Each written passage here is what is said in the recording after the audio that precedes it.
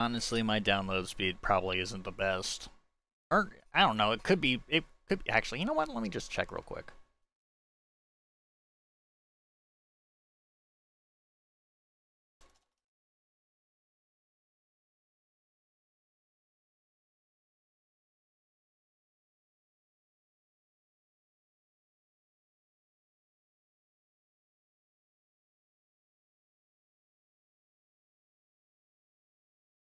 Alright, let's see here.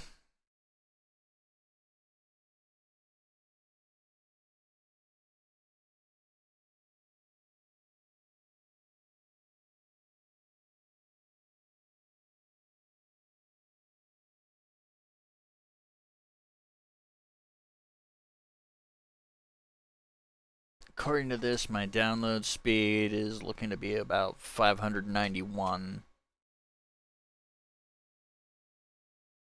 I wonder if that's also because I'm currently streaming live. I don't know.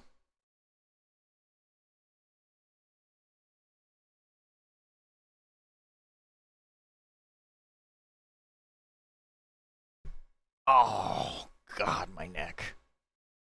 Actually, what ingest am I using? What ingest server am I using?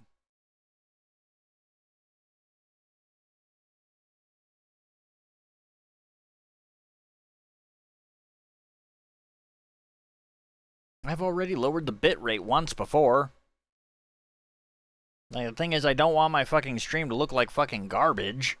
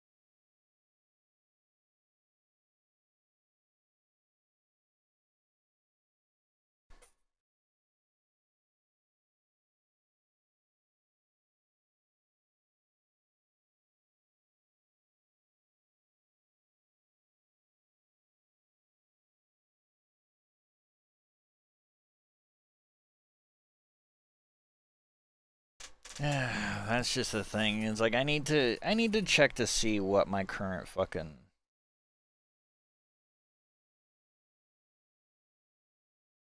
like what my current data is or what my current plan is sitting at, cuz for all I know, it could be a matter of Xfinity kicking me in the teeth.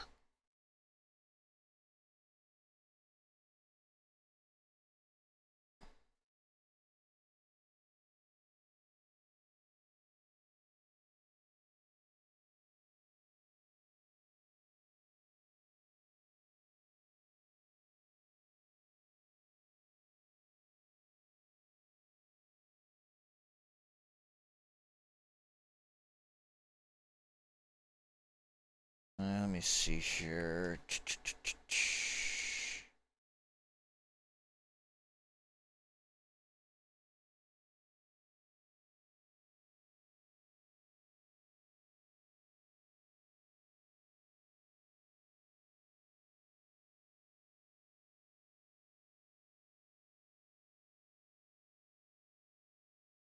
I mean, it's like it. Well, granted, it is also the last day of the. Like, it's the last day of the billing period, and so far we've only used 1 terabyte of our limit.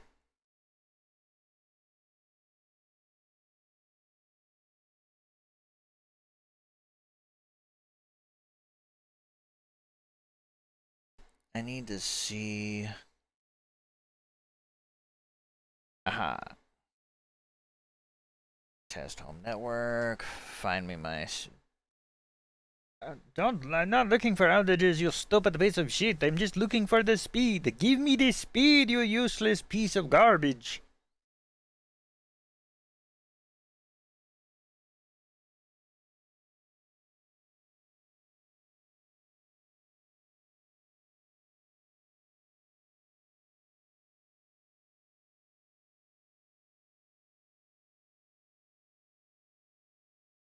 You're getting 119% of your plan speed.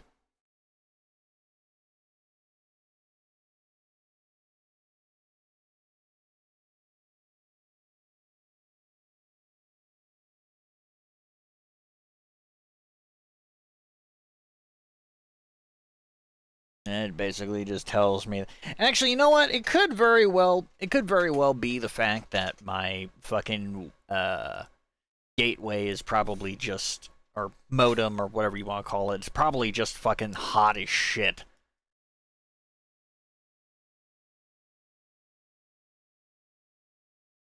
It's like it's very much a possibility. It could just be that the equipment is overheating.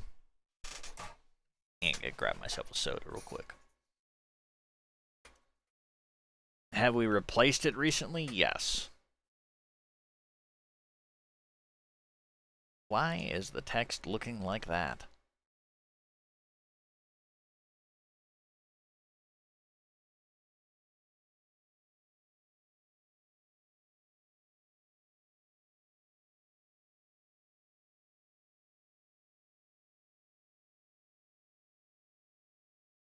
You know what? I'm not going to worry about it.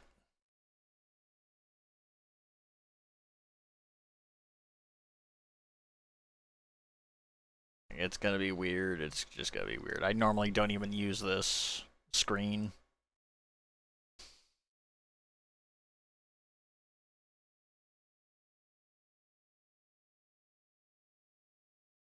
Yeah, but at the same time, that would be lying. Like, I wish streaming was part of my livelihood. To a degree, I wish. To a degree, I don't. Or to a degree, I wish it was. To a degree, I'm glad it isn't. Because most people sit there and they try to act like, oh, streaming is the dream. You just get paid to play video games and talk to people and it's like, yeah, sure. I hope you understand how to do your own fucking taxes. I mean, yeah, I have the ability for people to sub or donate, but neither of those things happen. But that's also because I have the visibility of... I'm trying to think of a good analogy for this. Or a good metaphor.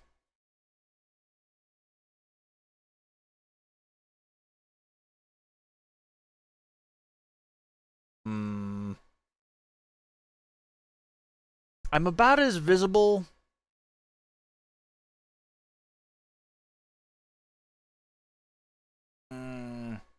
Fuck. I can't think of anything. My brain is shot.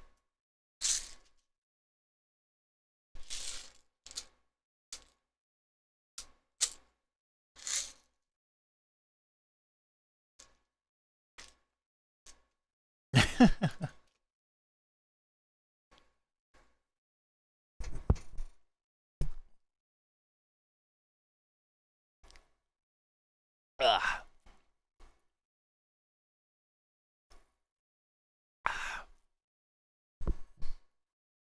You know what? Let me just do something real quick here.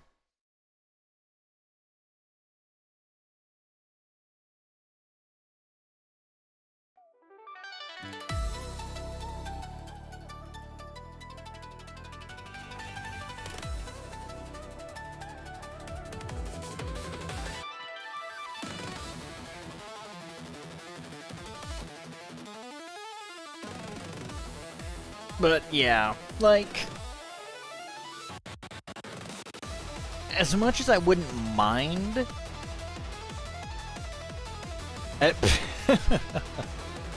like, as much as I wouldn't mind Twitch being like a career or something like that, the problem is that there's, more often than not, there's too many like issues with making Twitch a full-time thing.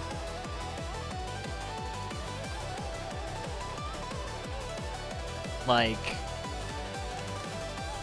it's, I guess, too risky would be a word for it.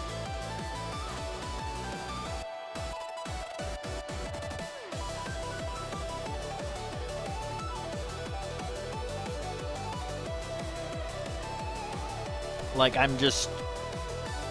It requires too much, like... Hell, content creation in general just require too much.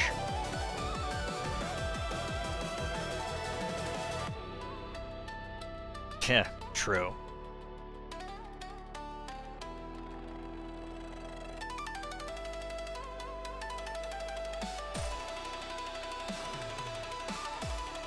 I mean, like... Okay, that's not entirely true. It's like, if you have a personality that people actually like, if you can actually draw people in, then yeah, congratulations, you've got it made. You just need to find your audience, or your audience needs to find you. Oh god, I'm fucking, like, my eyes are goobering all over the place.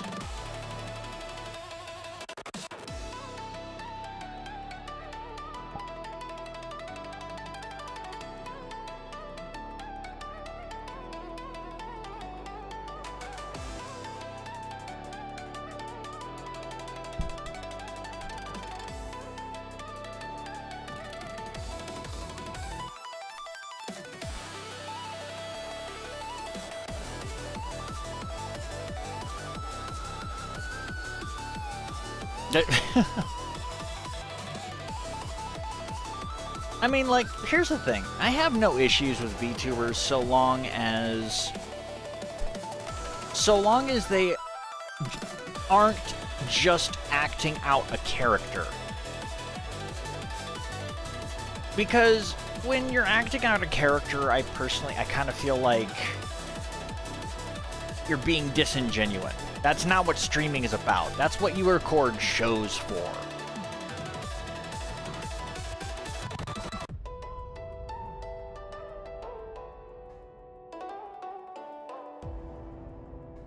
So it's like, when, like, okay, sure, you know, some VTubers decide they want to be a little goofy with it. They want to have a little lore to their character, you know, to their design. Sure, fuck it, whatever, that's fine. But, like, unless you're going to dedicate yourself to, like, role-playing as a character, it's like, don't mix the two together. Like, if you're going to stream and roleplay as that character, then fine. Just don't break character. You know, don't break the kayfabe.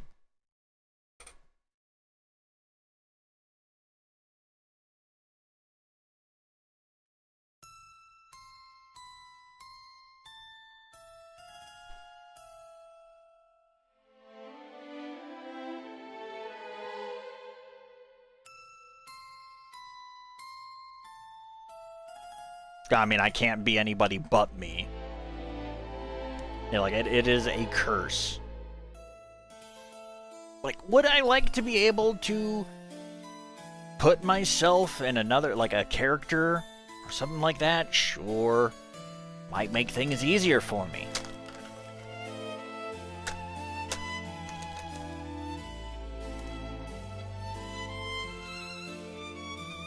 I mean, my whole entire thing is, I get why some people use an avatar, because they don't want people to know what they look like. They don't feel comfortable looking at themselves.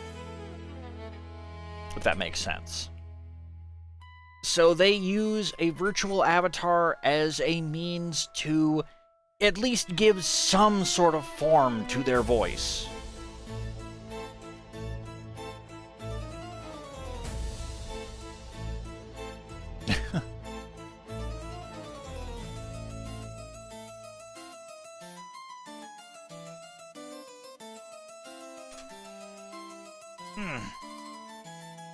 But at the same time, like, I will say this much. People can shit on VTubers all they want. Certain people who do IRL shit are worse than any fucking VTuber by metrics.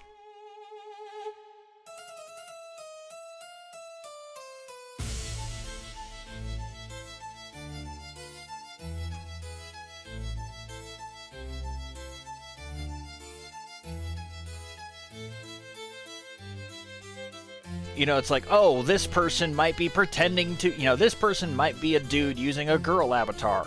Whatever. That's literally whatever. But then you have this person out here who's openly supporting terrorism. Or this person over here who's pretending to give money to the poor just to abuse them. And, like, people will give them money to do this, and it's just one of those things. I'm like, this is not what this kind of platform is for. It's like, do none of you have scruples? Or, like, do you guys just see the fucking dollar signs and your brains just go...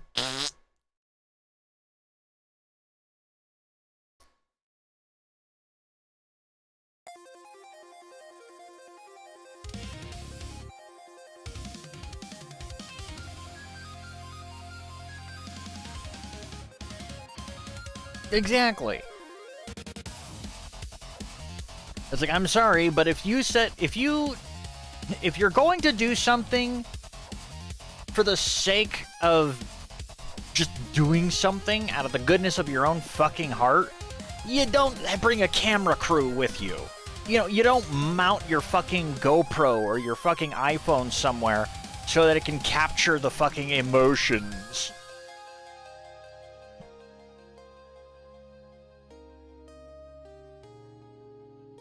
I mean, like, yes, sometimes it does help to, you know, talk to these people and put a face to the, you know, put a face and the name to who did it.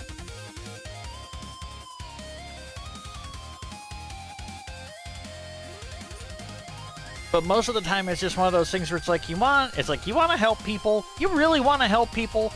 If you're making bank, if you're making, like, utter bank off of whatever it is that you do, be it influencer shit, be it actually selling shit, be it AdSense, whatever. But let's say, metaphorically, you're rolling in the dough. How in the world do you help other people? You make fucking donations. You donate to fucking charity. You don't record yourself doing it unless you are holding a charity drive. In which case, that's the whole entire point. Your face is pushing the charity. Like, your personality and who you are is supposed to be there to convince people to donate. And sometimes that means you're gonna have to do some pretty fucking stupid shit in order to get people to, you know, if you reach stretch goals. Because sometimes you could set a stretch goal, and depending on how appeasing that stretch, or appealing that stretch goal is, people will be utterly crawling and tearing over each other, opening their wallets just to meet that stretch goal. For example, maybe seeing your favorite YouTube personality getting tased in the nuts if you manage to, like, donate $50,000 to charity or something. How much you want to bet that donation goal is going to be met? Much to the infinite chagrin of the person running the charity. Just going, no, my balls.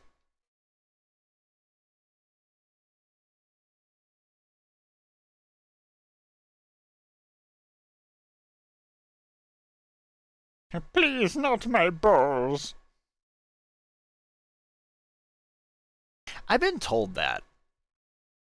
Like, the thing is, I've been told that I could probably do, like, good narration, presentation, stuff like that.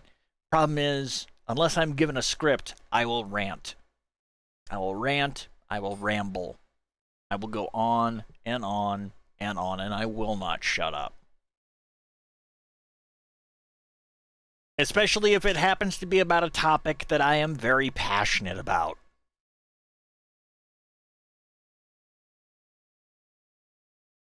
Maybe I should do visual novels.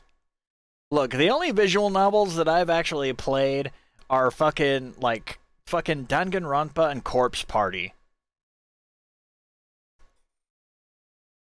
And that's mostly because visual novels really aren't my bag. Like, the only reason why I played those two games is because one is a good horror game, one is a good mystery game. And I really haven't found any other visual novels that I would actually want to be involved with.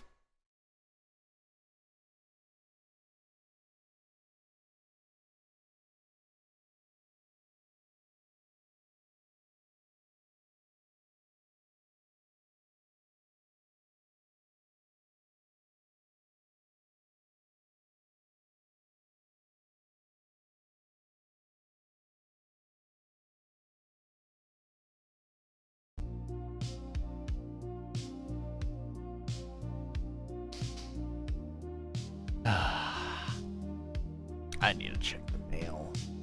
Before I go to sleep, I gotta check the mail.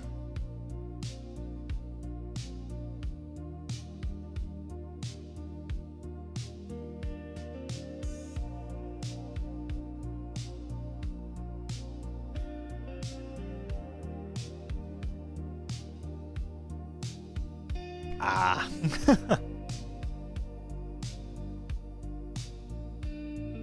I tell you what, that is something that I am very much looking forward to fucking not having to deal with anymore. As soon as the weather starts to cool off, let me tell you what. Ugh.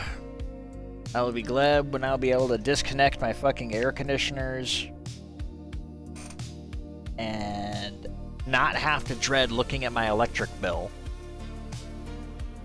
It gets cold. Like average autumn temperatures are just kind of like a little chilly. You know, you're talking about like once the summer officially falls off, you're looking at temperatures somewhere around like maybe the highs in the 70s, you know, maybe mid to low 70s to lows in the 50s. But once winter sets in, like once we actually get hit with winter, depending on how nature decides to play with us, your highs might be, on a good day, in the low 40s, and on a bad day, like maybe 28, 30, somewhere below freezing, and nighttime temperatures will drop off a cliff. Or it's like, hey, guess what? It is fucking cold. If you are homeless, find shelter. You will die of exposure.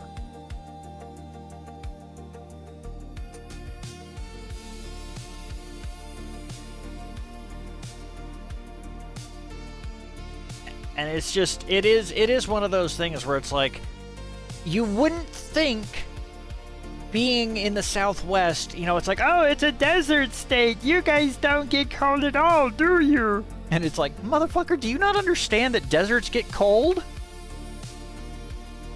We get snow one day and then 80 degrees the next. Go outside and shovel out the slush.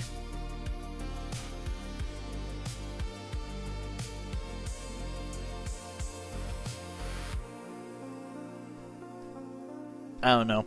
If we're lucky, maybe once a year. Well, I say once a year, but like I would say in the breadth of winter, like from start of winter to end of winter, if we're lucky, we might get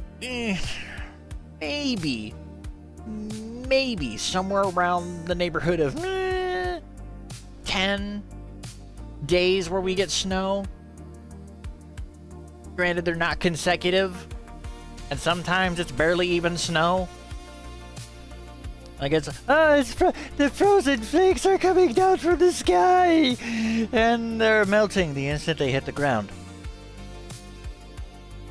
Fuck.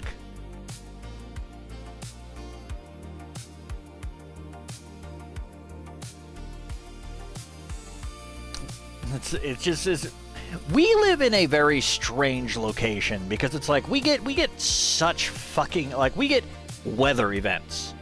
Like welcome to springtime, where we have dust storms. Nothing major, just dust storms. Sucks, low visibility, but you learn to get used to them. Summer.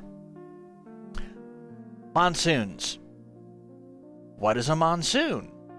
A monsoon is basically a thunderstorm with a really, really, really bad fucking attitude problem. It's like, welcome to a massive horizon-lining thunderstorm that's going to dump rain on you and have winds hard enough to tear roofing off of small shelters.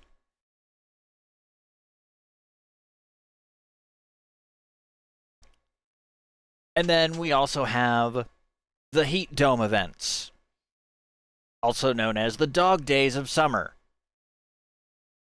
where isolated pockets of the state will be hotter than the rest. And it won't stop until finally the pressure wave breaks. Usually around the time we get a monsoon in, it'll crack the heat dome and suddenly we will no longer have to deal with temperatures excess of like 105, 110.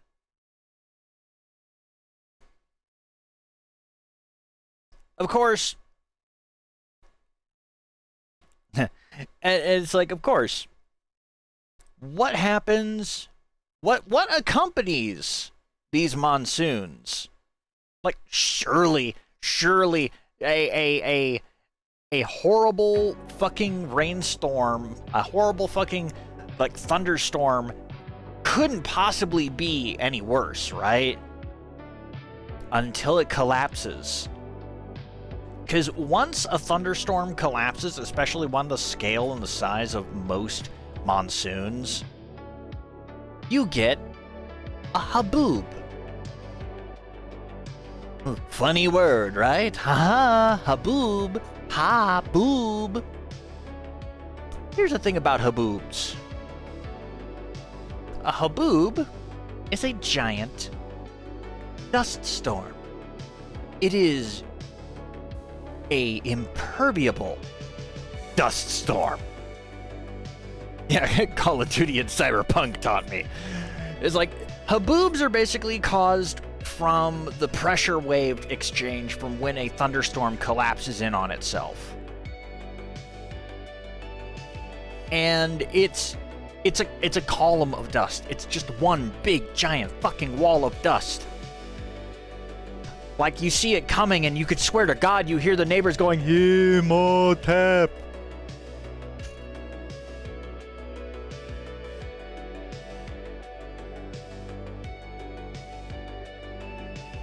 It's like, you're talking about visibility going from 20 miles to 0. And especially if you have issues like sensitivity to dust or anything like that. Oh God, that's hell. That's a fresh kind of hell. Autumn feels like, honestly, one of the only seasons we have that isn't fucking absurd in some way, shape, or form. Like, all that happens is maybe things get a little cooler, things cool off a little bit, and yeah, that you might get the occasional thunderstorm rolling by, you might get the occasional rainstorm, but it's generally nothing. It's calm, it's peaceful, until the first cold snap. The first cold snap that basically says, hey, we know that winter isn't technically supposed to start for another couple of weeks, but fuck you, it's winter now.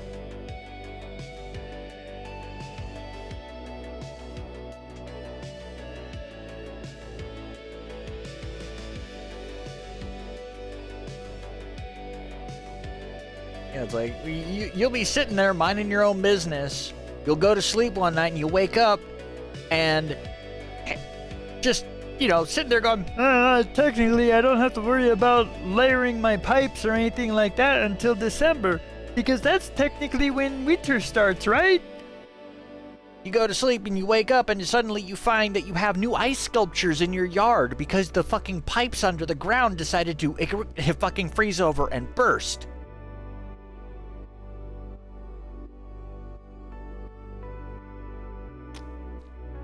Let me tell you, we had one year where the annual cold snap came. Yeah, not fun for you or your wallet. But one year we had a cold snap that came literally out of nowhere. Like, nobody expected or anticipated the cold snap to come with the degree of ferocity that it came in. I'm trying not to use that word because haha, funny sex word. Come. But like all over the city, infrastructure was fucked. Because like we had a car wash that the pipes in the car wash fucking exploded. And just the entire inside of the car wash was coated in a blanket of ice.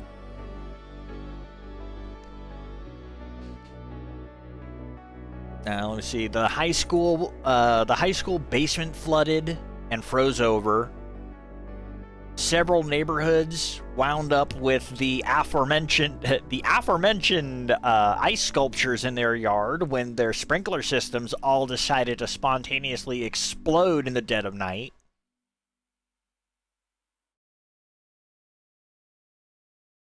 It's like, ah, shit. Now that's unfortunate.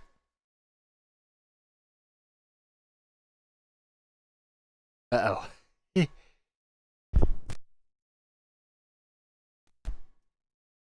Ah. Ice skating time in school? No. Oh, man, let me tell you. I recently walked by the high school, and I'm just sitting there going like, this is not the high school I went to when I was growing up. What the fuck happened?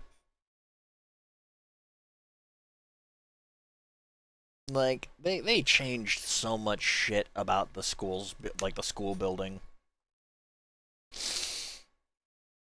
Like, they incorporated the old middle school and basically turned both the middle school, like, they conglomerated the two into a singular building or structure. Words. I can words.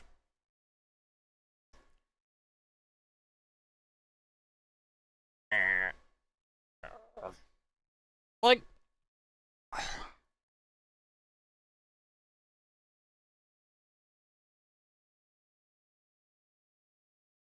to a degree, I miss school.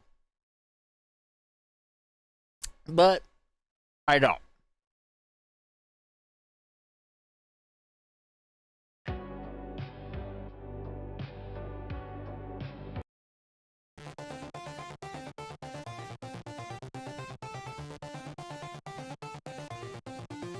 Oh, shame.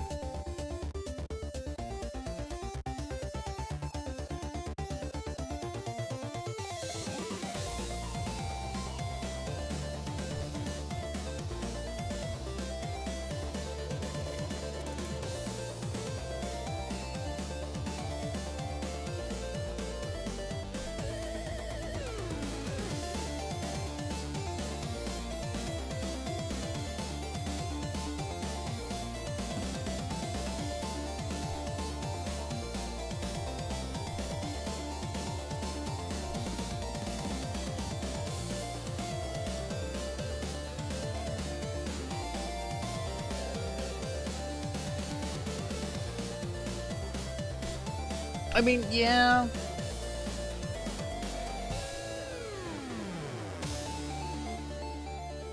Funny thing is, my time in high school was actually where I first started getting into the whole entire concept of fucking piracy. Yarr! I be a pirate.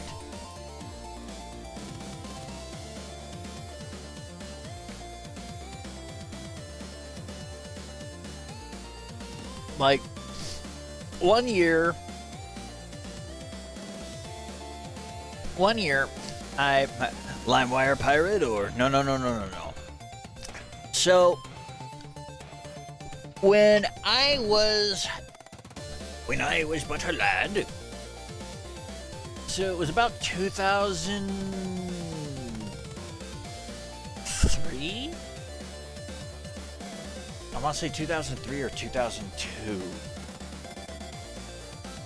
But I was taking tech lab, and one of the kids in the class was fucking about on one of the stations, and he was playing Super Mario Brothers. And I'm looking at his station, I'm going, what the fuck are you doing? How the fuck are you doing that? And he's like, oh yeah, these things are called, it's called an emulator. I can make the computer think that it's a Nintendo, and I can play Nintendo games on it. And I just kind of scooched my chair closer to his station. I'm like, do go on. You have my interest. And it's like, what's terrible is the fact that, okay, I learned this information. I made it a part of my life. Like, I integrated it into my belief structure of life and software within a year. And shortly thereafter, there was not a single fucking workstation at that school that did not have FCE Ultra, Visual Boy Advance, Kega Fusion, and EPSXE, and a smattering of ROMs. And whispered instructions amongst the students, going like, oh, here's how you actually run this. Oh, here's what you do. These are the controls. Here's what you do.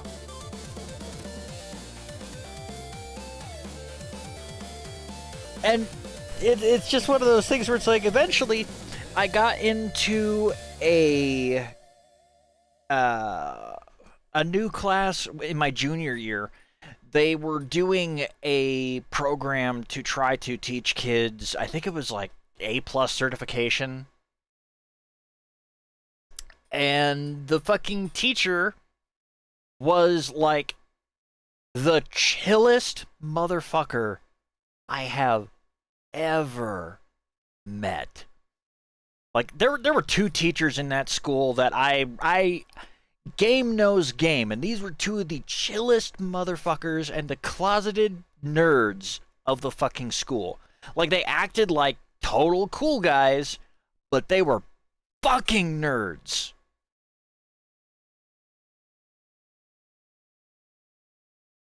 Friend had SNES, Super Mario 3, and F-Zero.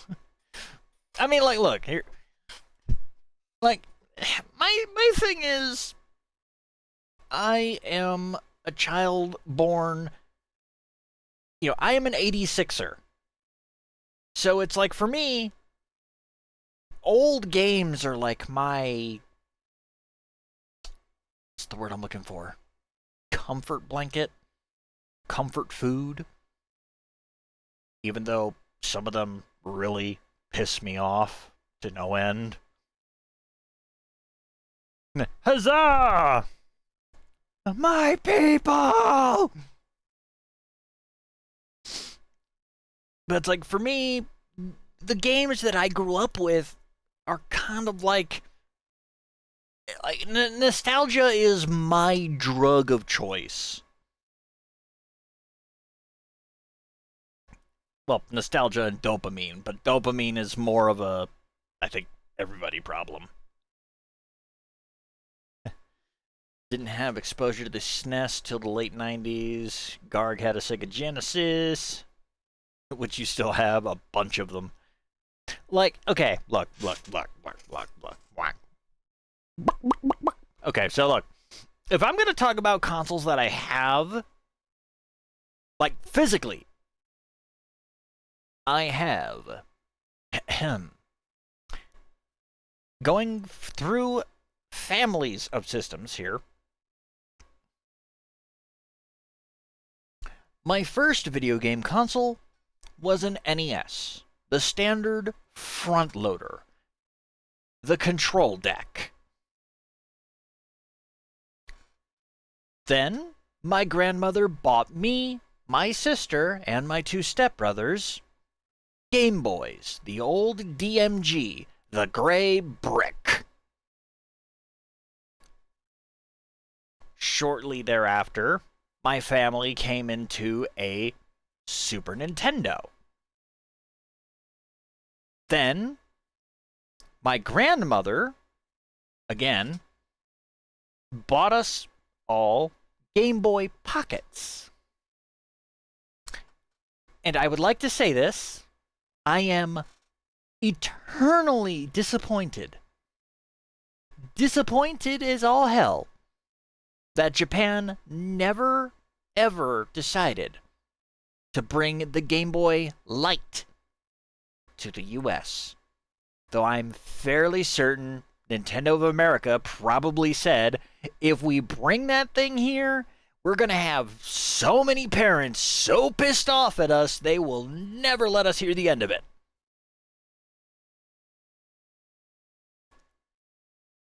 Let's see. Shortly thereafter, well, actually, like, it would be a little while. Oh, the fucking Game Boy Light was amazing. Like, it was about the size of a Game Boy Pocket, give or take. But it had, I want to say backlit. It may have been frontlit. Don't quote me on this. It was one or the other. But it had a lit screen, and the lighting was like kind of an aqua green. Like the point is, you could play it in the dark.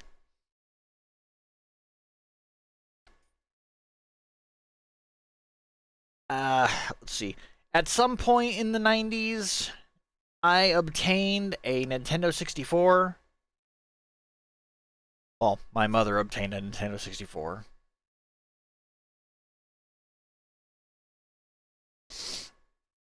I mean, like, okay, if I'm just gonna go off the like the rock of everything that I've owned in terms of Nintendo, I had the NES front loader, the SNES, the first SNES model. I wanted the second model, the ergonomic like SNES mini model that they made, but unfortunately, like, we didn't have it at the time. I had a Nintendo 64. I had the Game Boy, Game Boy Pocket, Game Boy Color. Got the Game Boy Advance, got the Game Boy Advance SP, got a Game Boy Micro. More specifically, I got the Famicom edition that was made for the anniversary of Nintendo. I got... See, that's the thing. Around the time that the GameCube had come out, I had kind of fallen out of love with Nintendo. And my grandmother was basically like, look, you have a choice. You can either get a GameCube, an Xbox, or a PlayStation 2. And at that point, my only real exposure to any one of those three consoles at the time was the PS2. And so I was just kind of like, fuck it, I'll go with the PS2.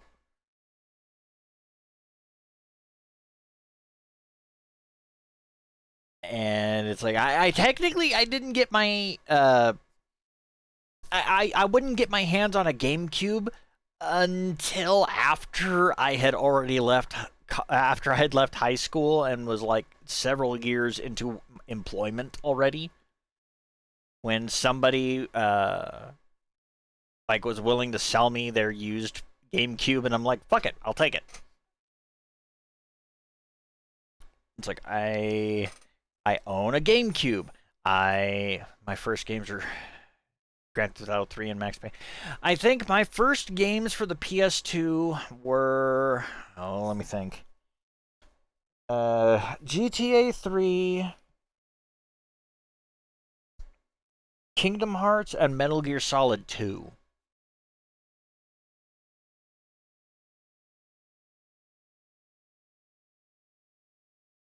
Yeah. Even though Max Payne is just one of those franchises that Rockstar kind of left to die.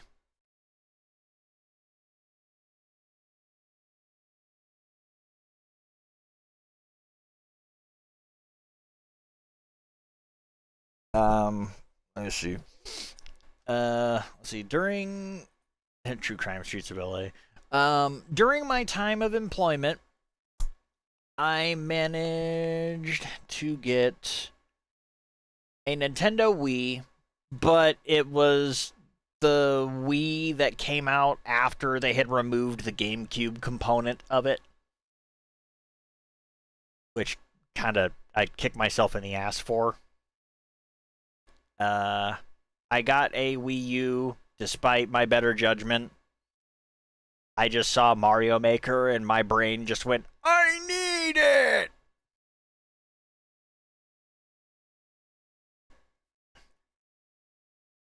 Of course, you know, more recently I got the Switch, DS, DS Lite, DSi, DSi XL.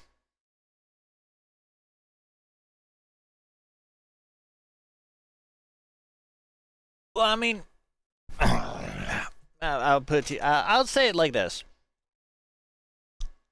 I have my Xbox One because it can still play certain 360 games that are not available on PC. Like, you can't get Fable 2, you can't get Fable 3, but you can play them on the Xbox One. Just like Castlevania Harmony of Despair.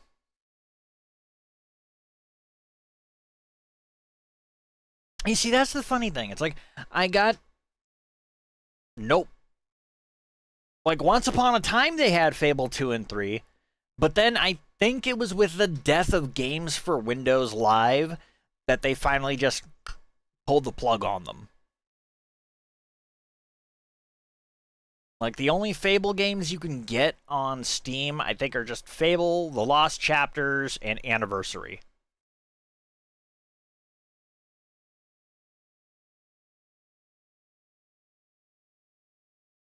And it's just like if I wanted to play any of the Transformers, like, Cybertron games. Oh, no, they weren't doing a remake. They were fucking trying... They were going to make a new Fable game, and it looks like dog shit.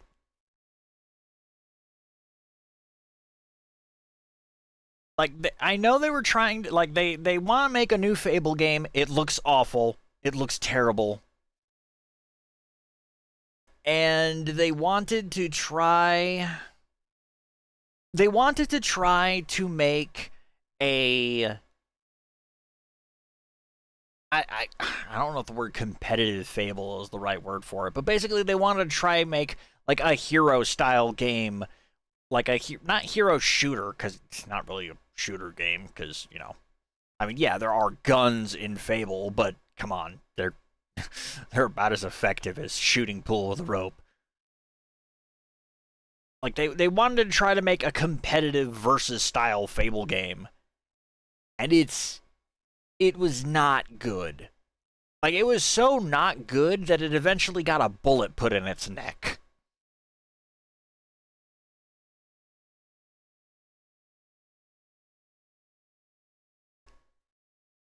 Like, people had their complaints about Fable 2, and people even further didn't like Fable 3.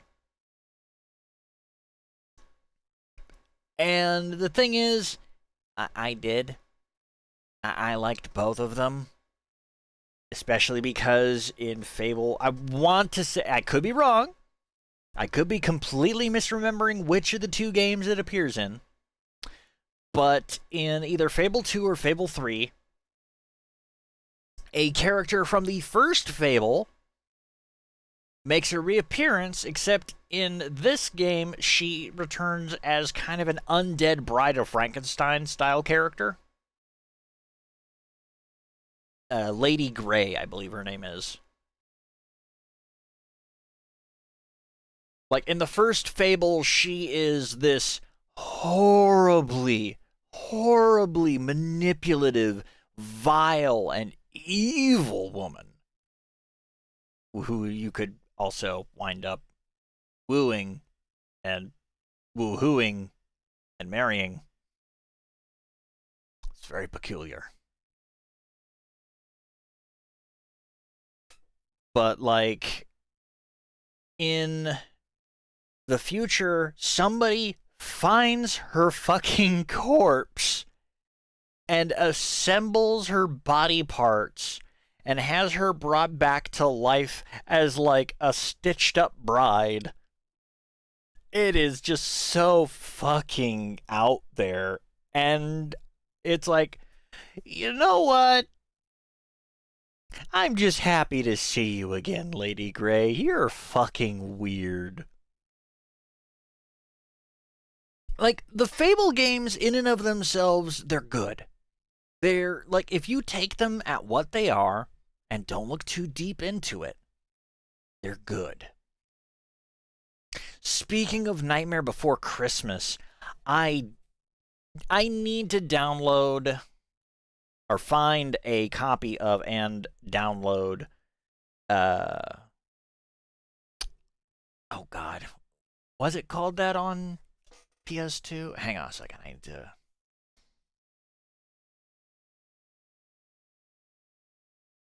Yeah, there it is. There's a PS2 game that was made for The Nightmare Before Christmas, except it was a kind of a action beat 'em up, Devil May Cry-ish style game with a little bit of rhythm game mixed in there called Oogie's Revenge. And the thing is, it's fucking good. Like, from the gameplay I have watched of it, it's fucking good. The Game Boy Advance version of it, though, can die in a fucking chemical fire.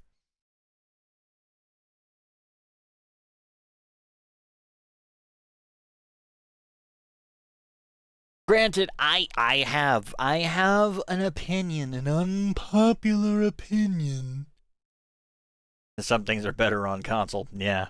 And then some things just aren't good at all, but people will refuse to accept that and be like, no, you just don't like it because it's different. So, everybody knows about Kingdom Hearts 1 and all of the versions of Kingdom Hearts 1 that followed after it, all the way up to Final Mix. Everybody knows about Kingdom Hearts 2, all the versions of that came after it. Then there's the game that branches the two. Kingdom Hearts Chain of Memories. Now, Chain of Memories originally was released on the Game Boy Advance. I only played it because I wanted to know the in-between of what happened between 1 and 2. What nobody could have made me expect was that it is not a Kingdom Hearts game in the traditional sense. It's a card battler. But no, not like Hearthstone, not like Magic the Gathering or Pokemon. You collect cards that have your skills and abilities on them, and all of those cards have a number. And you have to fight enemies who are also using cards that have skills that have numbers, and you have to have the bigger number. It's shit, is what I'm trying to say. It's a terrible concept on its face. So it's Triple Triad. Yeah, if Triple Triad fucking sucked, Like, believe it or not, I like Triple Triad because it requires a little bit of tactical thinking. This game, on the other hand, requires you to basically try to do your very best to grind out cards that are going to have a higher score than the other person's cards. Like, here's the thing. It's annoyingly attractive. Like, here's the thing. Imagine, if you will, Super Mario Brothers. Except, instead of just being able to jump on the Goomba, you have to have a card that's higher than the Goomba's card. And if it's not higher than the Goomba's card, you get hurt.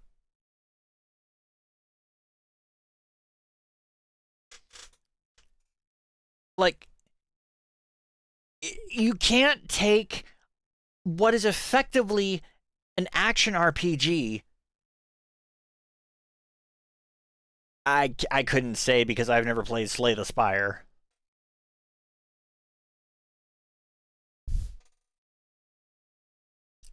Like, you can't take an action RPG and turn it into a card battler.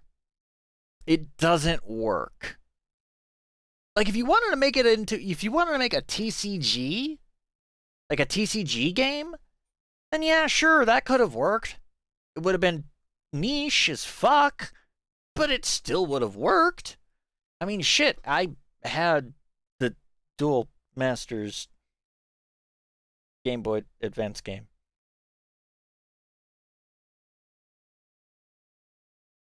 Don't look at me. It's like, yes, I owned Kaijudo Showdown.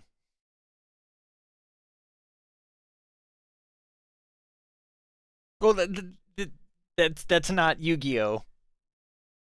Like, okay, so around the time period that Yu-Gi-Oh! Was like really popping off, there was another franchise that was trying to make it big. They had an anime, they had trading cards, and they were doing their damnedest to try to piss in Yu-Gi-Oh's pool. But Duel Masters never really succeeded here in the West. Like, I think it did well enough in its home territory, but not here.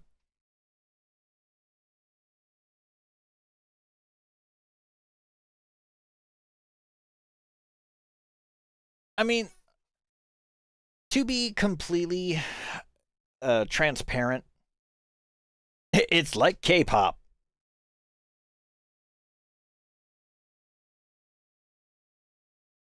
Like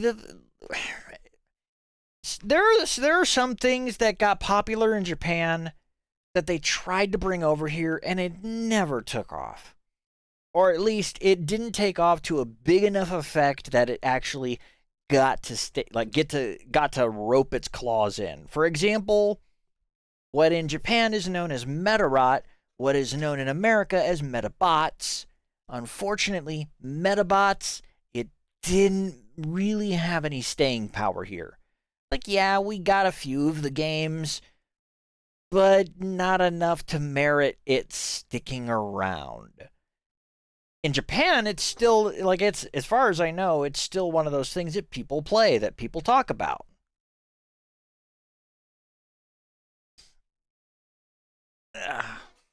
Like, okay, you know what? Hang on a second. Hang on. Gonna do something here. Just open this real quick.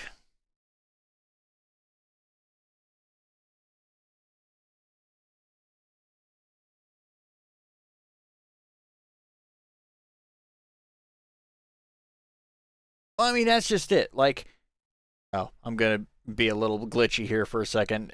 All the shit is loading into my room right now.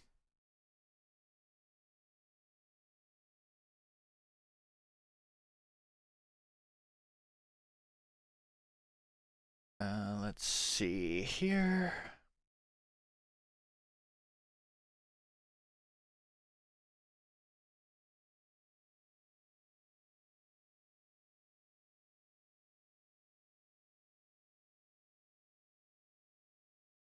I think things are... Oh, no. My model is frozen. Oh, no.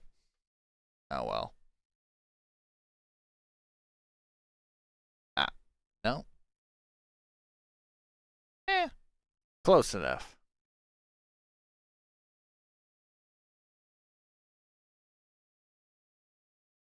So, let's see here.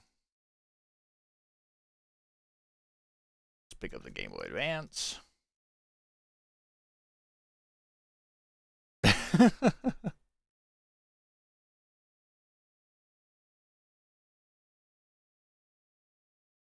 Let's see.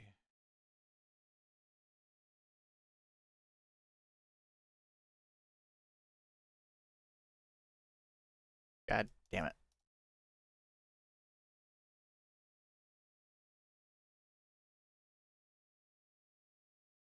Uh-oh. All of the fucking...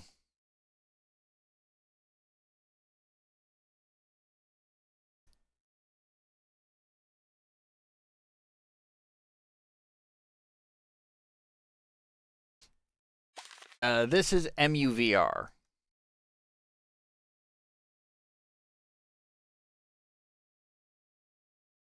I'm trying to remember if it was just the original Metabots.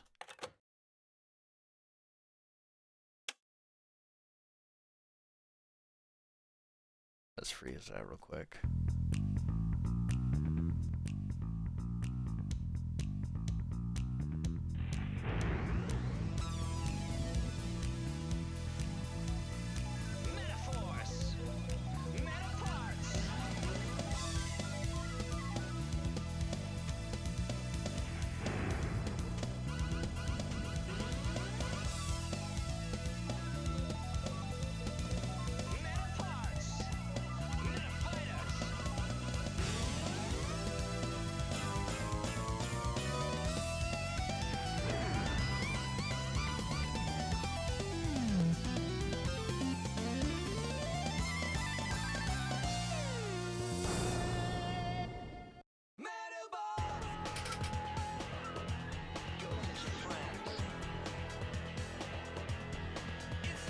Like Metabots, the whole entire very 80s.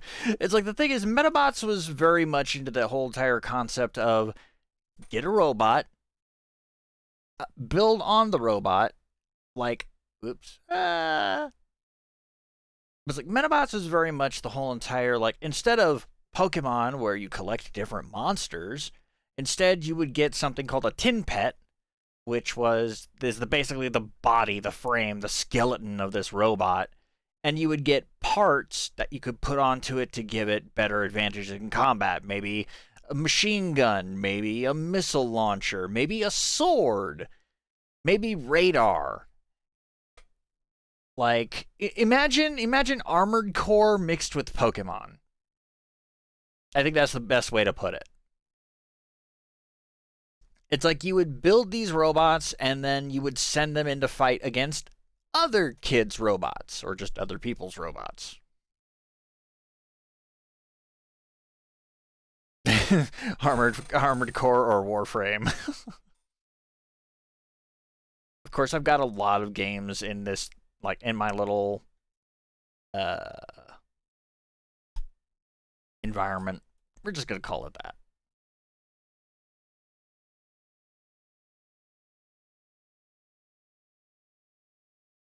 It's like my lair, my place of comfort. And plus, I mean, come on.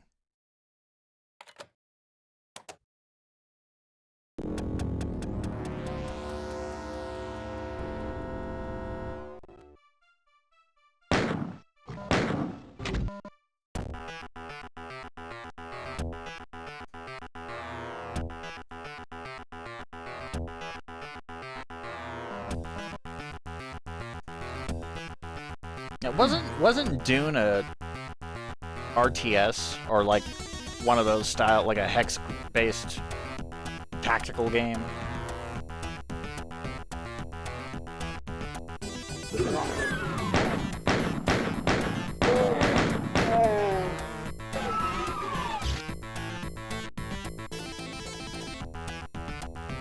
Like I remember seeing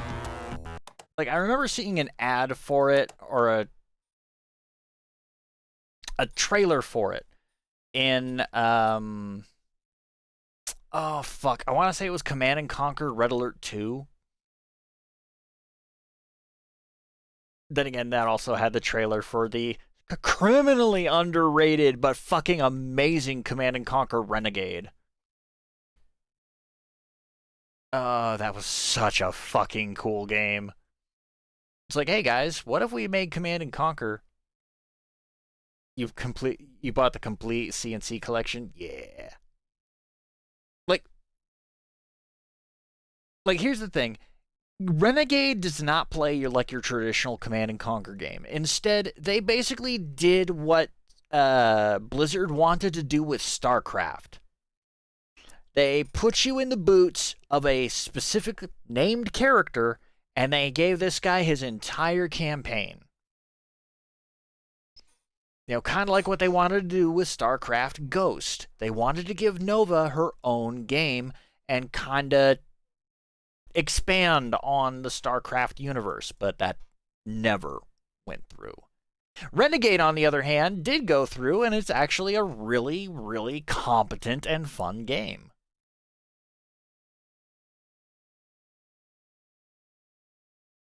But I have so much shit here, including a PS2 game that I just reminded myself like yesterday. I'm like, I should download this. Rise of Nations. Like, this game here to me is both hilarious and special because it's so fucking weird. It's like, okay, so it's like in the 90s. Well, see, here's the difference. In the 90s, you had Area 51, the arcade game. One red handgun, one blue handgun, you, some digitized actors, and a lot of enemies that went, Urgh! Then, in the 2000s, Midway decided, hey, let's remake it, but reimagine it. And you play as a member of a biohazard cleanup team, a hazmat team, after another hazmat team has gone into the bowels of Area 51 and were fucking murdered. So your team is sent in to find out what the fuck happened and to bring order back to the compound under Area 51 proper. Now, here's the interesting thing. The character you play as, Ethan Cole, is voiced by David Duchovny. That David Duchovny of X-Files fame. And the alien that is basically captive and is taunting you throughout the game, sometimes helping you, sometimes hindering you, by the name of Edgar, is voiced by fucking Marilyn Manson. Like, that is not a collaboration I would ever expect to see in my life, but it's fucking crazy.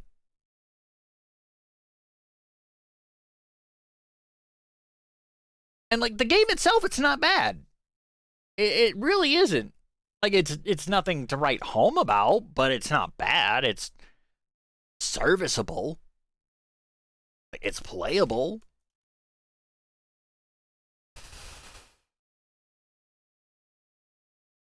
This is a franchise that I am still upset utterly and completely with Bandai and fucking CyberConnect 2 because they refuse to fucking remake it or at least port it to modern consoles like they did the GU series.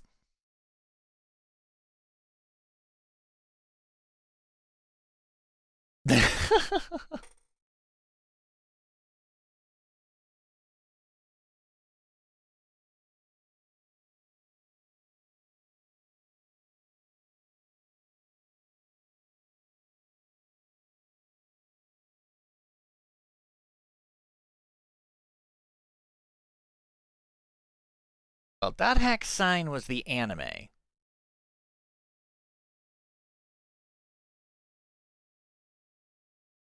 Like, technically, as far as I know, there were like two animes. There was, uh, I mean, all of these. Well, wait. Yeah, like the entire first four games have Black Rose because she's your well, technically she's the first player or first quote unquote player who joins your party.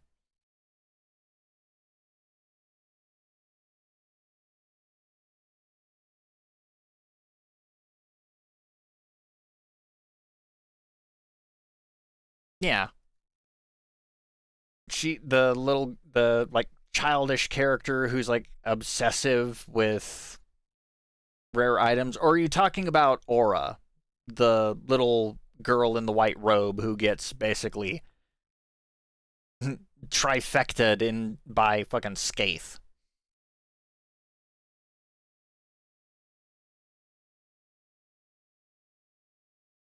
Okay, so you probably only played the first game. But like what really pisses me off is that Bandai and CyberConnect 2 decided, "Hey guys, you remember Dot Hack GU? Yeah, well we're going to re-release it. We're going to port it and we're going to re-release it to newer generation consoles." It's like, "Okay, cool. How about the original 4?" Like, I know it might be asking much, but what about the original 4? It wouldn't kill you, would it? I'm glad this game is getting a fucking remake because holy shit.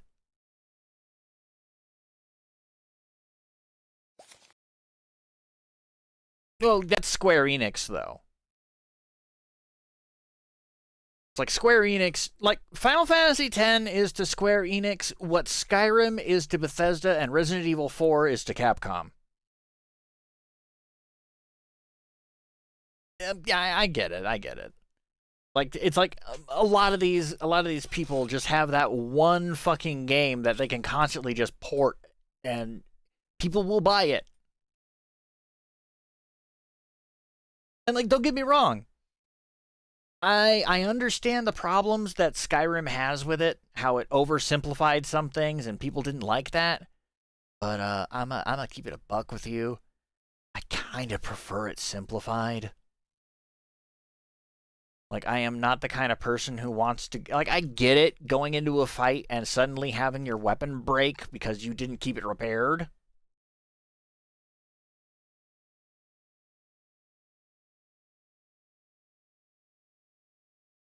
And it's like then River Force the anniversary edition.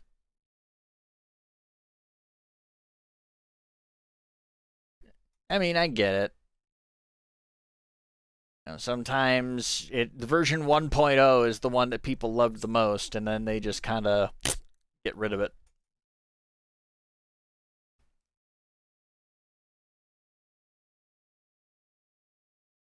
Yeah, it's like people who weren't able to words. People would have to basically go in and find out what mods that were developed they'd have to repair, which ones could be repaired.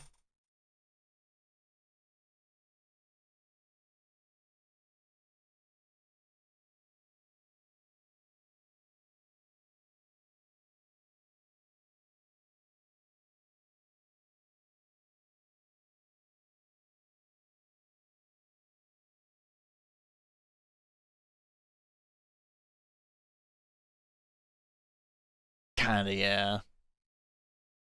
It was around the time that they decided to add that fucking the store. Mm.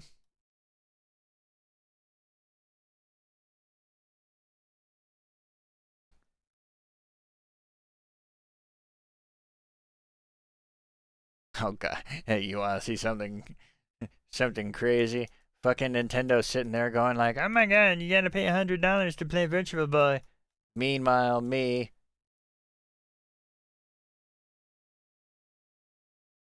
Like, yes, this is not what a Virtual Boy cartridge looks like, but right now all we have are placeholders for that particular type. Let's pick this up. Let's turn it around.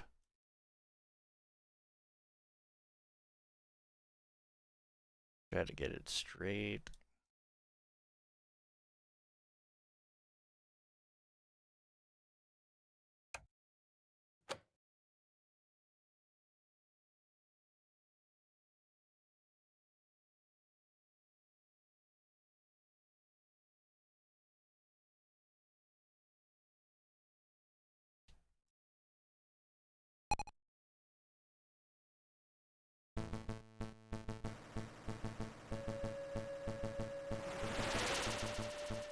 Of course, if I really didn't want to have to deal with fucking stereoscopic nonsense.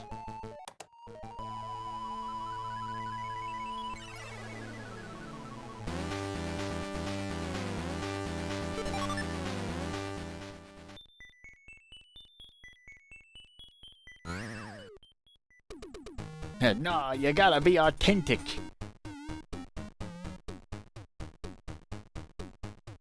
I mean, it's easier to do this, like, doing the Virtual Boy thing if you're using an actual, like, VR headset.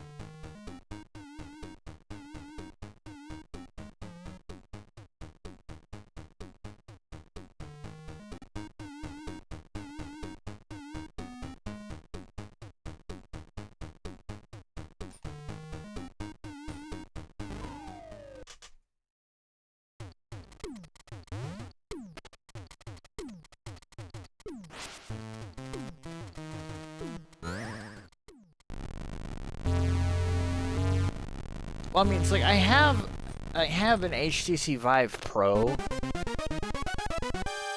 but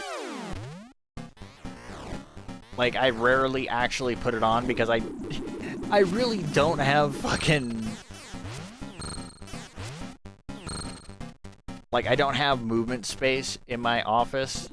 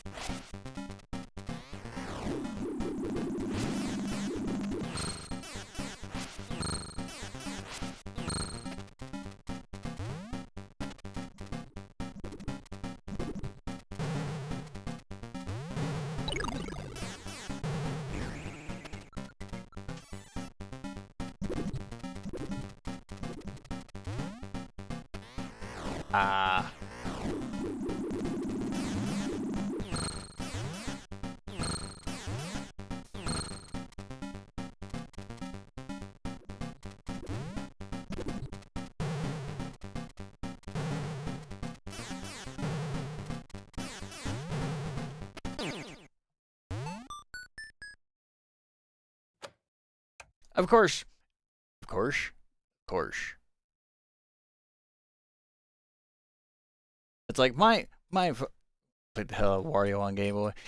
It's like the one thing about fucking Wario on Game Boy that I'm just kind of like, I don't know why they did this. I don't know why they chose to make this a thing. But a part of me is glad that it exists, and maybe it was just an oversight. But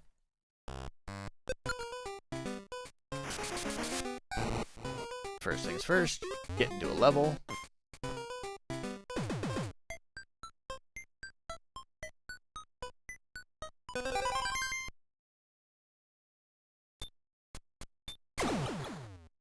One, 2, 3, 4, 5, 6, 7, 8, 9, 10, 11, 12, 13, 14, 15, 16.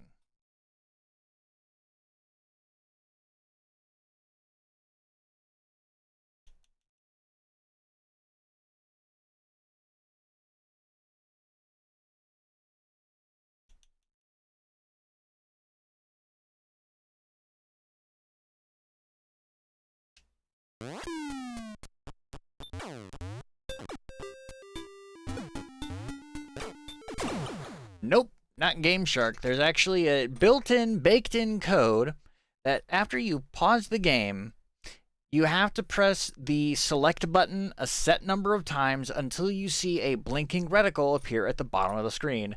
Then you have to hold, I think it's just A, but you can toggle left or right, increase your parameters, your health, your time, your hearts, and your lives, or your coins, your lives, your hearts, and your time. But if you hold A and B, I think it has to be both A and B, and then move the cursor all the way to the left to highlight Wario's head, when you unpause, you will go up 1 grade of hat. So you go from small to big, big to charging horns, like ox horns to eagle, eagle to dragon, dragon to small.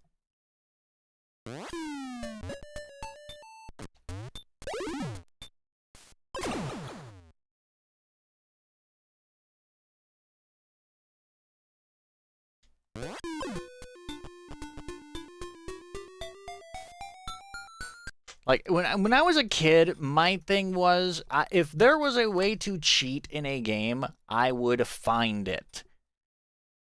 Because that's just the kind of kid I was. It's like, I like to cheat in my video games. I am an impatient little child. Just like with Kirby's Dream Land. Scandal! Sometimes we all gotta go Mitch mode.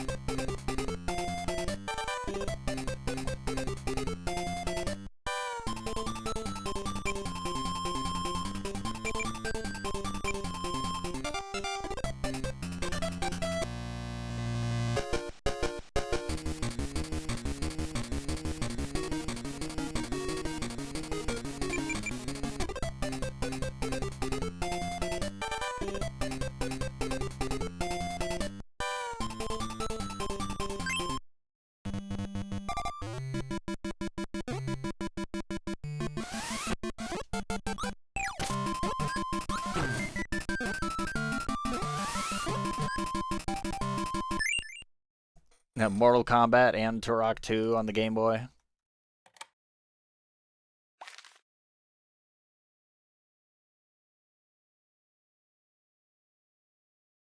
Oh, those are Game Boy Color.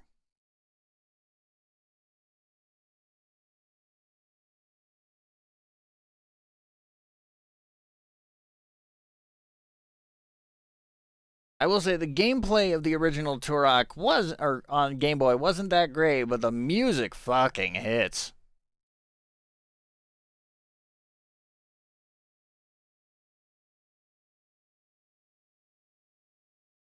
Of course, another. Oh God. I think I shot past what other game I was looking for. Of course, then we have these 4, the Konami Game Boy Collection, 4 volumes of them. Was that the Olsons? Was there? Yeah, there is.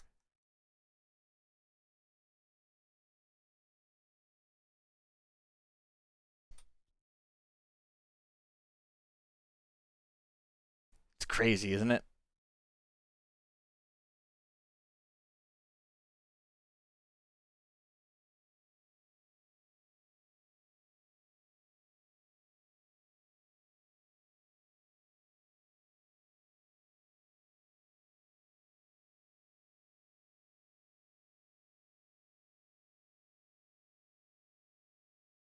It's like I forget what console it was that turned 29 this year. I think it was either the Nintendo 64 or the Super Nintendo. I want to say it was the 64. Hang on.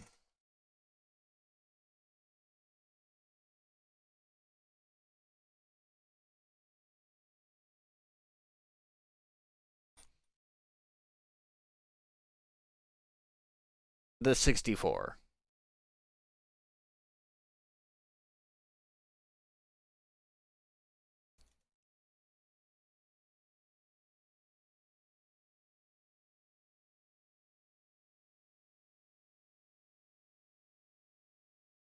Oh wow, I'm feeling that fucking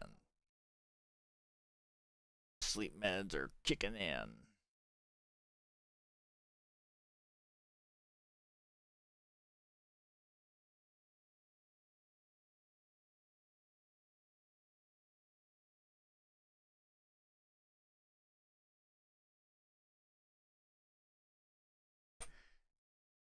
Like the games I have on the Nintendo 64 personally, just it's like I got both Zeldas, GoldenEye, Resident Evil 2,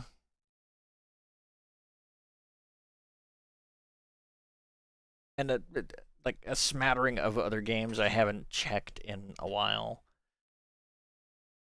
Unfortunately, some of these games do not play nicely with uh this like Blast Core or Blast Cores is or Blast Core is one of those games that's just like it's not gonna fucking work for you. Like it'll boot, but Jesus Christ, it was crap.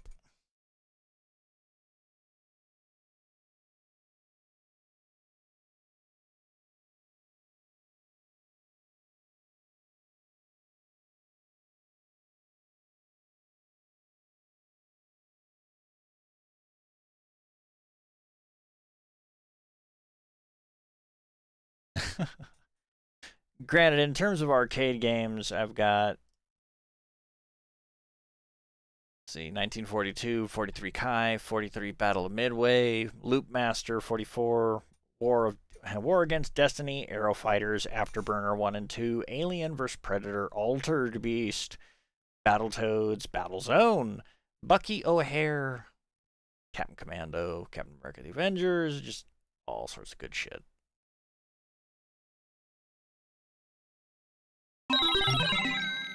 Hey Junko, while I am very happy that you chose to raid, unfortunately I have to black out.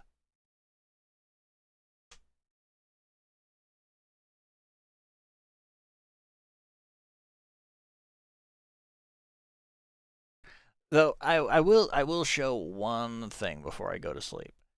Something that I'm genuinely surprised is actually play me one more game.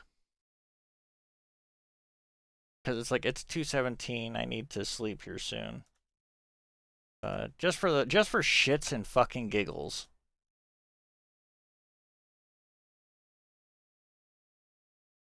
So the NES 10 or the not NES 10, the PlayChoice 10 was a arcade system that Nintendo put out that usually they would just like slap a bunch of games into and you would pay for a set amount of time. Now, this is what makes me laugh.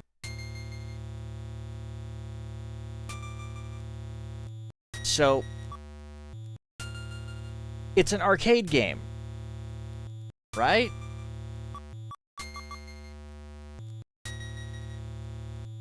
Yeah, I think we've all run into one of those Temu plug and play things.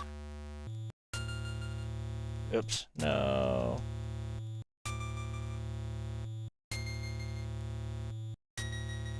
Okay, so as soon as it's under ass, I need to stop backing up. There we go. Lurker. I pushed the wrong button again.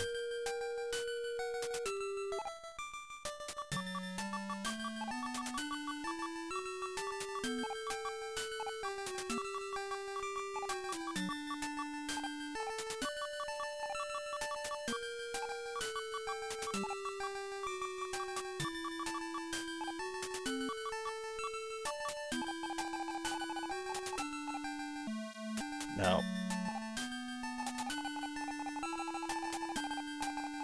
I fucked that up. Don't input passwords when you're fucking when you're goofing on fucking sleep meds. It never works for you. Or maybe it's just maybe it's not two S's.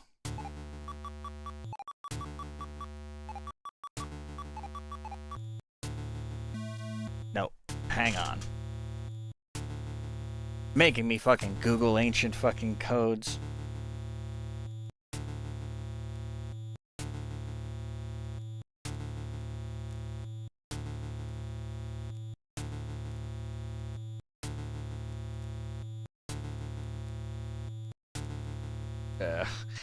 I tried to type Narpa's sword and I got Narpa's Roud.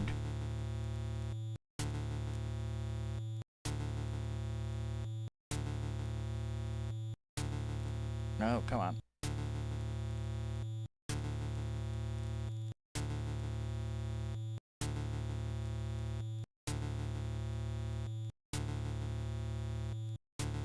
Oh god, I'm starting to fucking crash out.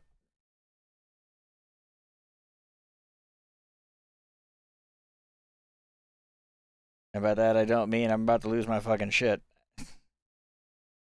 Let's see. Give me what I'm looking for. That's you without sleep meds. Oh, I'm dumb. I'm so dumb.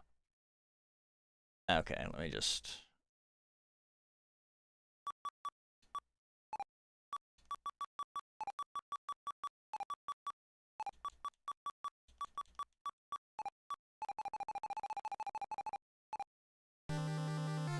There it is.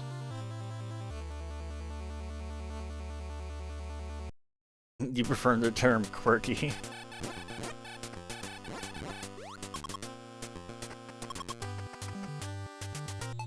I was like, you may be wondering, what does Narpa's sword do, or Nar password do?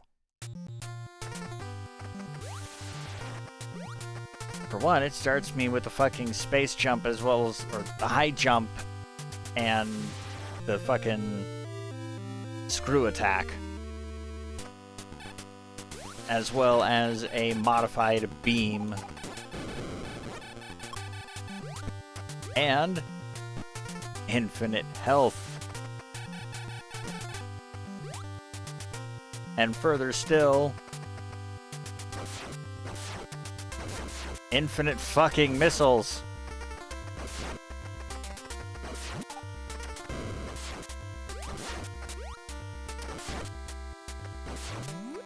Basically, it's like, and the thing is, it's not a glitch, it's not a bug, it's not an exploit, it's just, it is literally a code that exists in the game, next to, like, fucking, oh god, was it Justin Bailey?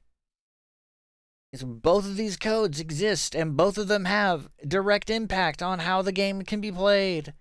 And it's just so fucking astonishing to me that somebody at Nintendo was just kind of like, leave it in.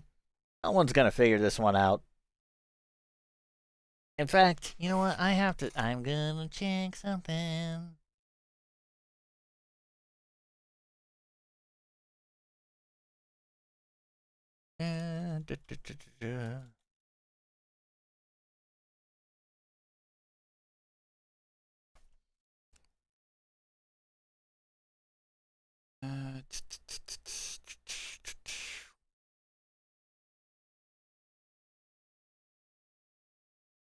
Entomology, maybe?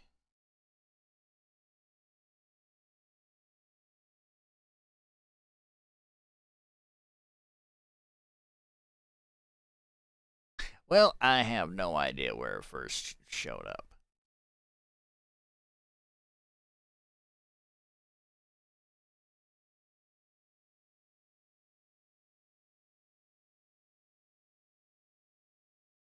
But the matter of the fact is, you could basically, if you wanted to, go into an arcade that had a Play Choice 10. Like that one Metroid game where you could hack and use Zero Suit. I mean, I know Metroid Zero Mission had the Zero Suit, but you only got it after completing... Like, the thing is with Zero Mission is that Zero Mission started as a... Like, it starts as a almost one-to-one recreation of the original Metroid. But after you've defeated Mother Brain and are trying to escape, it's like shit hits the proverbial fan, and Samus basically has her power suit, it's gone, and all of her gear is also gone. All she's got is her Zero suit and a stun pistol.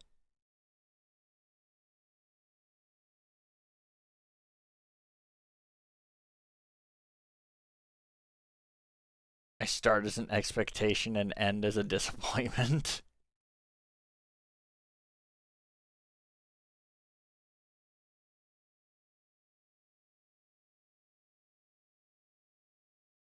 Okay, you know what? I'm just gonna play the intro to one more game and then I'm gonna end stream because the sleep meds have officially started to fucking make me want to nod off, and I have no intention of fucking crashing face first into my desk. It's like, I know what's been on it. My face should not be one of those things. Oh, right, I'm looking for a PS2 game. That tells you how fucking screwed my head is right now.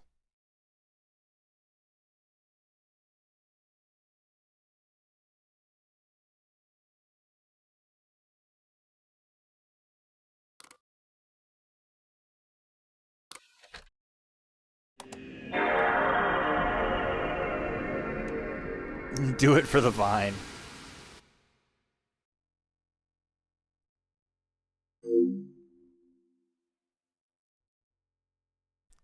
Another fucking PlayStation exclusive classic game that I wish they would have done something with. But no. It got dropped into the annals of history, the annals of history.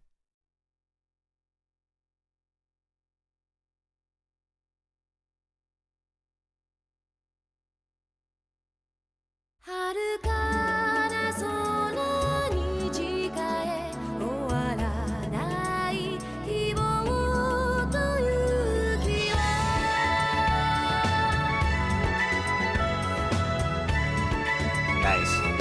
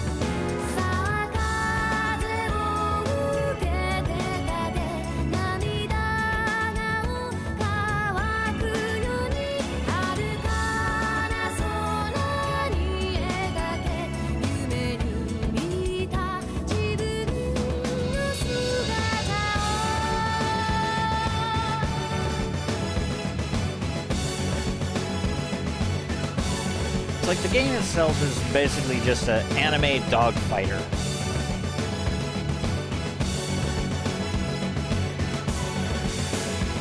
But it's also incredibly charming.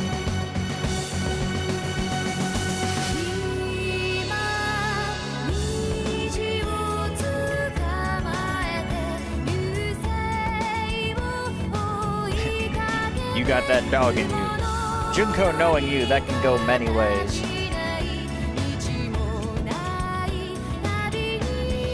Where's Torgal?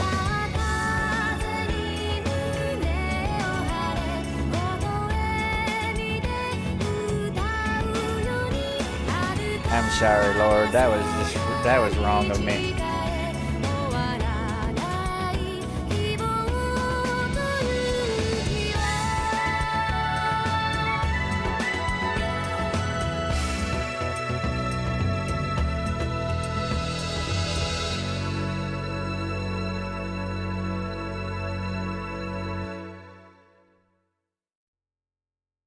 I don't know why, but seeing vapor trails going up into the sky with feathers just suddenly just makes me think of fucking Gundam Wing.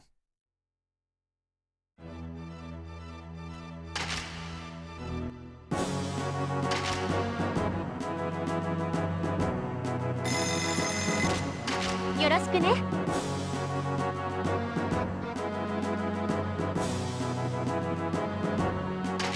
Just do this real quick.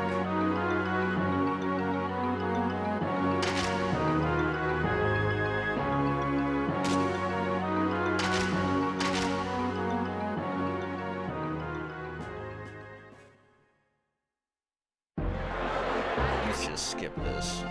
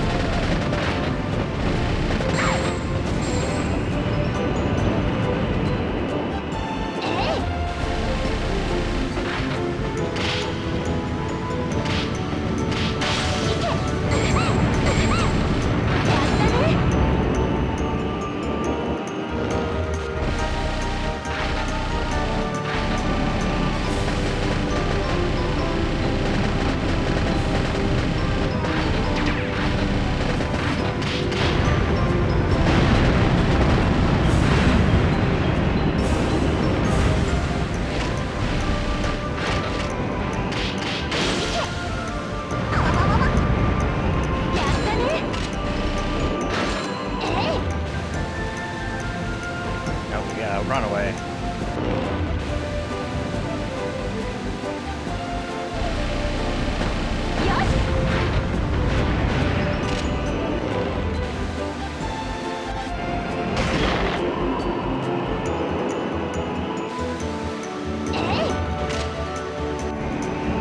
Alright, where's the squad?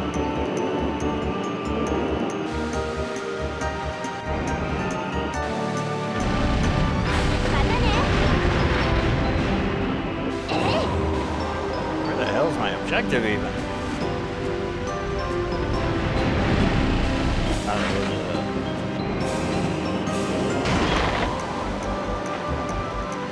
Oh, there it is.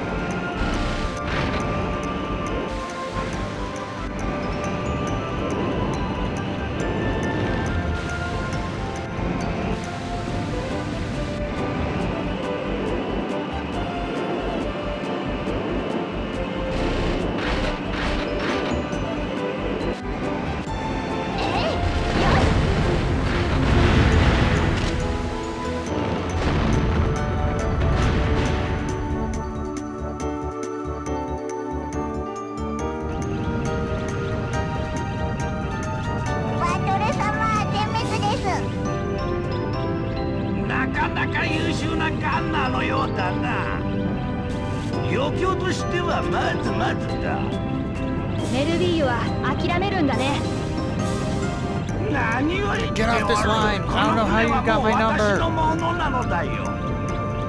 なんてずうずうしいやつだ。さて、諸君らとの遊びはこれで終わりだ。まさか、まだ何かあるの？よし、ドローワット。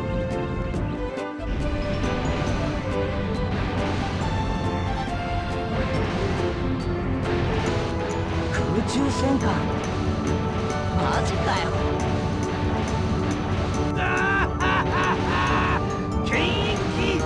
Like it's got so much heart to it.